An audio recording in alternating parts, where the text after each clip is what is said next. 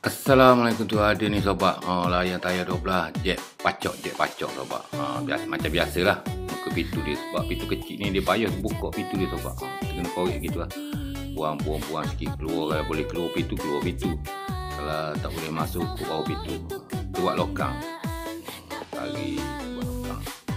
Tapi kita nak derah sobat, tayar 12 ni kita nak derah kejar atas ni. Bawah-bawah ni sikit-sikit. Biar tu tak ada hal tu sobat. Janji penting lokang tu buat dulu. Buang kiri kanan ikut selera masing-masing gitu sobat.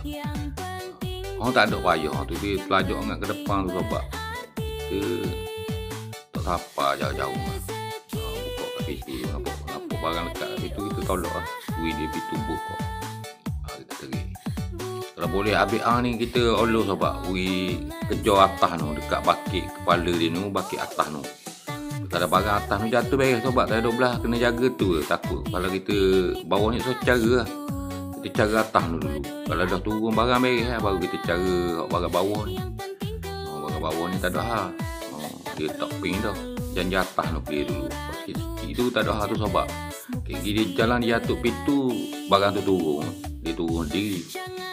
Yang penting dia jet ni tak bagi nak ping lah. Kalau dia lambat turun takut ping tayar 12 kan. Dia panjang. Kawan ejah tapok sengit sebelah kanan, kaki ui sengit belah kiri. Dia kesam makan sikit latar. Korek sini. Satu sobat.